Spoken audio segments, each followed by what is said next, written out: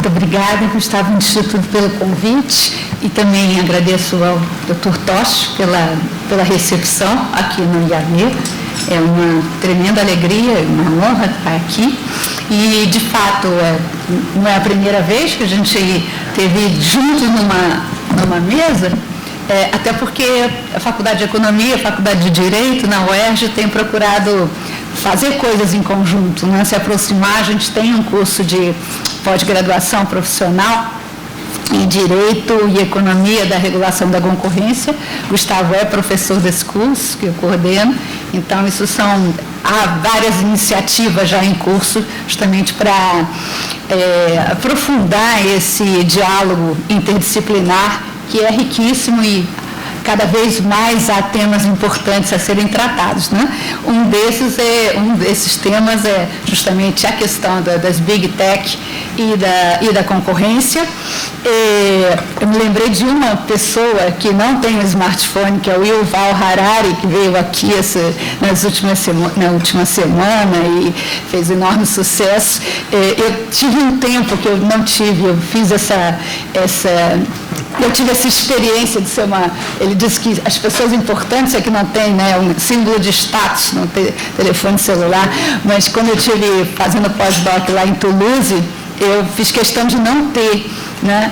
E na verdade, eu tinha mais oportunidade de ficar no metrô, andando na rua, né, e observando mais as coisas e observando as pessoas, e evitei ter o smartphone. Mas era uma vida mais tranquila, né, mais fechada, né? A gente volta para o Brasil, para o Rio de Janeiro, não tem jeito, né? A gente cede à pressão das redes sociais e da necessidade de estar online todo o tempo, né?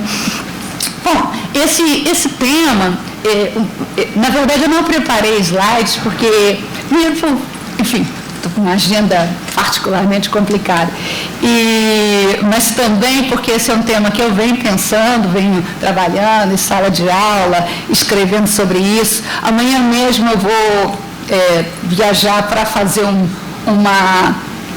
para participar de um workshop intensivo lá na Escola de Pós-Graduação em Economia, em Barcelona, sobre a chefia ali, né, sobre a coordenação do Máximo Motta. A discussão vai ser justamente antitruste na economia digital, né? Então, isso é um tema que é do maior interesse e eu estou muito focada nisso. E uma coisa que eu queria chamar a atenção logo de início é que o que vem sendo levantado hoje, né, em termos dos riscos para a democracia, né, associados ao poderio, ao poder econômico mesmo das Big Techs, o fato de que esse modelo de negócios é um modelo de negócios diferente, em que ele falta transparência, né, porque uma característica do mercado, né, uma característica evidente do mercado, é essa transparência na relação entre consumidor e usuário, que é mediada monetariamente, né, mediada pelo preço, né? E como essa relação entre usuário e ofertante, seja na plataforma, seja o ofertante do outro lado, né, nos mercados multilados, que é a coisa que eu vou tratar, o preço, né, não aparece, é como se não existisse, né? Mas como a gente sabe que não existe almoço grátis, isso foi uma das coisas que nós aprendemos com Milton Friedman, uma das poucas coisas que faz sentido, aliás, do que ele tenha dito, mas como a gente sabe que isso não, há sempre um preço, então ele está escondido em algum lugar, e isso é um dos problemas que se vem enfrentando, né? Então, isso, assim, sobe como uma introdução. E uma outra coisa que eu gostaria de observar, peraí, deixa eu ver minhas notas, onde é que estão? Estão por aqui. Não, isso aqui, privatização, é aula processo de privatização é outra coisa, é aula de economia do setor público, meus alunos amanhã de economia. Pronto, achei aqui as minhas notas.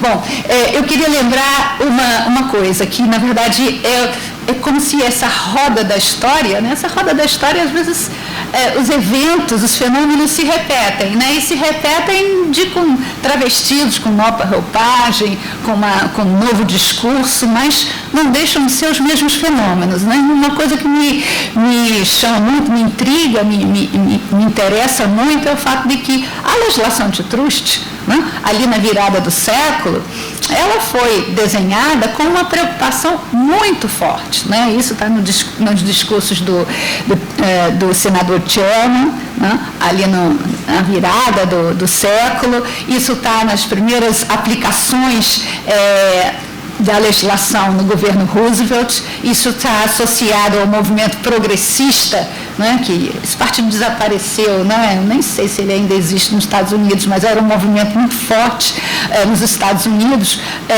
que era um movimento progressista, que se preocupava com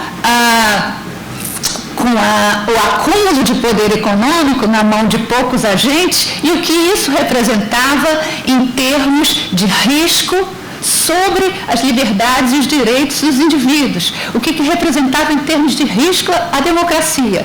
Né? Então, para mim é fascinante, eu acho que é uma coisa que a gente deve dar importância, pensar que as mesmas razões que levaram à criação da legislação antitruste, quer dizer, depois Chicago deu outra interpretação e eu vou chegar lá, mas o que os fatos e os fatos contra fatos, né, não há argumentos, o que os fatos históricos nos mostram, né, pelos discursos, pelo movimento, pelo que aconteceu ali na história política nos Estados Unidos, é que era a preocupação com a democracia, preocupação com os direitos fundamentais de liberdade de iniciativa, né, e a própria expressão da democracia representativa, né, liberal representativa, no sentido né, mais simples, né, de um homem e um voto. Né? A preocupação do Chairman, desculpa a intimidade, senador, do senador Chairman, a preocupação dele era justamente que a concentração do poder econômico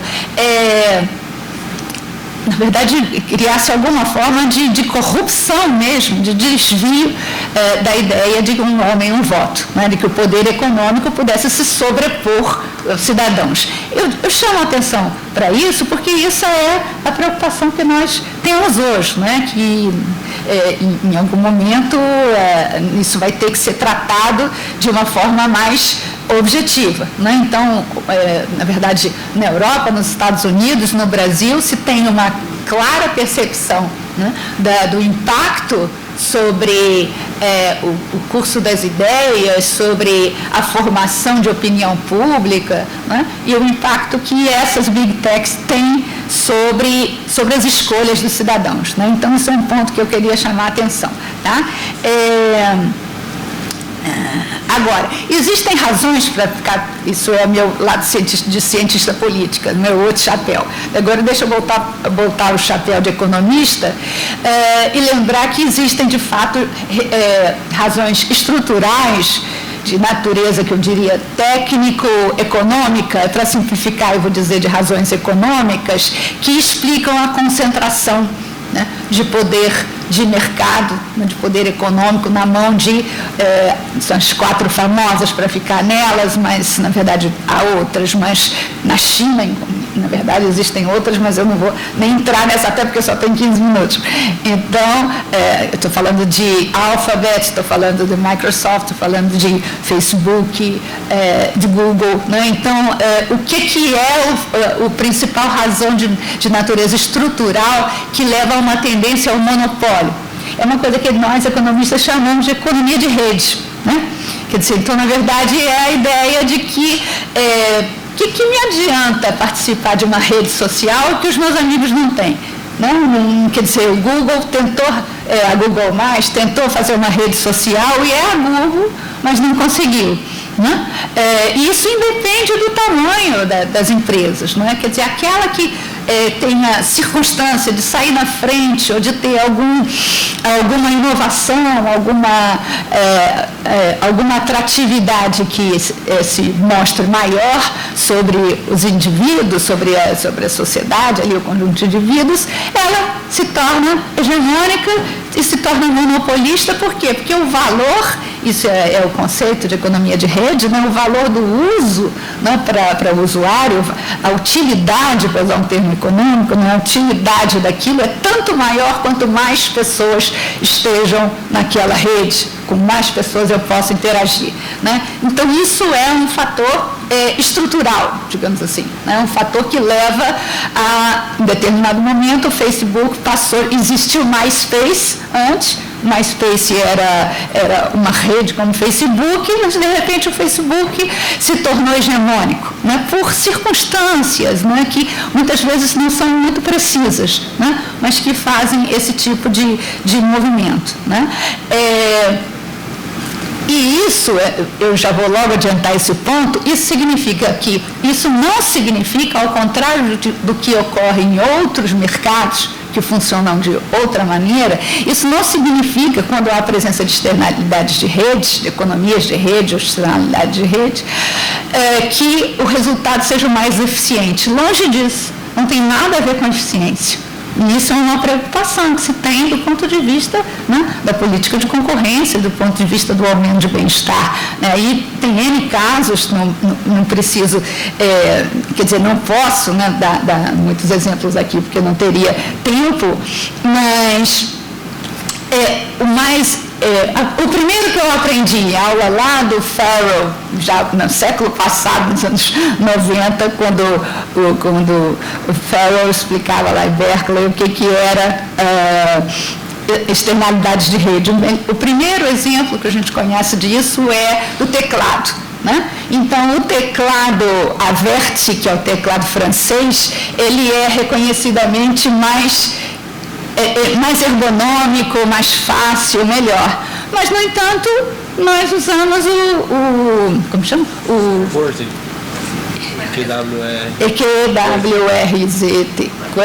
QWERTY. Eu falo QWERTY, mas tudo bem. Ele fala com a pronúncia menor. Mas, enfim, usamos por quê? Por uma circunstância, porque os Estados Unidos estavam na frente naquele movimento de construção de grandes corporações, de grandes empresas, era um emprego por excelência das mulheres, era uma das formas de entrar no mercado de trabalho, né? Eram-se secretárias, datilógrafas, e esse sistema acabou se tornando internacional. Se vocês entram no Google hoje, mais uma vez, né, ou no Yahoo, outros que vocês queiram, outro browser que queiram procurar, mas pergunta teclado internacional, aparece esse. Então, isso é só um exemplo, e ele não é, né, o QWERTY não é mais eficiente do que o AZERTY. Mas, enfim, isso é só um exemplo para chamar a atenção para o fato de que a economia de rede que cria monopólios, tende a criar monopólios, não necessariamente e muitas vezes, né, não significa que essa escolha do mercado, digamos assim, seja a melhor. Tá?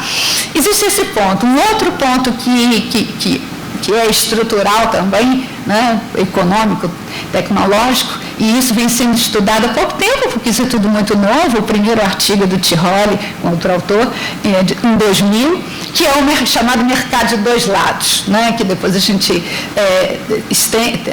foi estendido em outros, na verdade tem uma literatura grande sobre isso, ou plataforma de múltiplos lados. Eu vou usar um ou outro termo indiferentemente. Né? E a ideia é que essa plataforma, né, que quando a gente está falando dessas big techs, na verdade a gente também pode chamá-los de plataformas digitais. Elas fazem um match, né? Elas ligam, né, usuários a vendedores, né? Então, aí eu estou falando de Airbnb, né? Todos esses que são Airbnb, pode ser agora iFoods, né? Essas que vão levar coisa em casa como Rappi, né? A gente tem algumas que por enquanto ainda são brasileiras, eu espero que continuem, né? A gente tem a gente tem empresas, startups bem importantes, né, que entraram nesse mercado, e por aí em diante. Né? E também tem Booking.com, mais antigos, essas são as plataformas digitais que fazem um match, que facilitam realmente, é como se são de fato mercados virtuais, né? Então juntam consumidores a usuários, usuários a ofertantes, fica melhor falar assim, usuários a ofertantes, fica mais simples. O grande problema aí qual é? Né? É a aparência de gratuidade no que diz respeito aos usuários, né? E aí, eu nem vou falar da questão de dados, que é que tem chamado mais atenção, The Economist, por exemplo, que está sempre atento a isso, tem já pelo menos há uns 2 anos, tem alertado para o que, na verdade, o que é vendido no mercado de plataformas são os dados pessoais. Eu não vou entrar nessa questão porque há muita coisa a ser tratada. Então, eu vou tratar só alguns dos aspectos associados ao mercado de 2 lados. Primeiro que, mais uma vez, aí a ideia do que eu tinha mencionado, não existe almoço grátis, então não é grátis. Né? Não é grátis por quê? Porque, na verdade, quem paga, né, é aquele anunciante, né? É quem faz a propaganda, quem quer vender e tal. Isso a gente vê o modelo que o Google inventou lá atrás, quando ofereceu para a gente de graça, aquela coisa maravilhosa que todo mundo usa, que é o Gmail, mas que de graça nunca foi. Né? Eu me lembro, assim, em 2006, já tem tempo isso, né, mandando para minha cunhada, que estava indo a trabalho, pedindo para ela ver um preço de um car seat e tal, se ela podia trazer um car seat para o meu terceiro filho. Enfim, eu já tinha dados anteriores para outras crianças, e aí, no ato contínuo, eu começo a receber anúncios sobre enxoval, fraldas, etc. Né? Então, isso a gente já percebe há muito tempo. Mas está preservada o sigilo da correspondência, que são os algoritmos, né? Os robôs que percebem ali quais são os assuntos, mas enfim. A gente já sabe disso há algum tempo, que na verdade, então, o meu e-mail grátis, na verdade, era um e-mail pago pelo outro lado. Tá? Então, vou falar só em um aspecto negativo disso, do ponto de vista de eficiência. Primeiro, já falei da falta da transparência, e há propostas, por exemplo, do Paul Romer, um economista que ganhou o prêmio Nobel recentemente, né, de mudar esse modelo de negócios, mudar definitivamente, que esse modelo de negócio não é transparente, e poderia ser estimulada a mudança dele para algo que fosse de fato, né, um mercado que é o de streaming. Você paga uma assinatura, né? Você quer ouvir músicas você quer ouvir música no Spotify, você paga. Você quer ouvir filme no Netflix, você paga uma assinatura. Fica mais clara a relação de compra e venda, né? Isso é uma das coisas que ele vocaliza, e como um mecanismo para estimular essa mudança de modelo seria uma tributação sobre o faturamento. Tem toda a discussão de tributação, sobre o lucro, tal, que não vai dar para a gente fazer aqui. Não sei se alguns dos colegas vão ensinar isso adiante, mas que fosse uma tributação sobre o faturamento e progressivo, em alíquotas progressivas, sobre o faturamento recebido obtido por conta de propaganda, para desestimular esse modelo. Mas isso é uma discussão de solução, como existe uma solução mais radical, que está na pauta política nos Estados Unidos, na pauta da Warren, né, da Elizabeth Warren, que é de divisão, que é usar o método.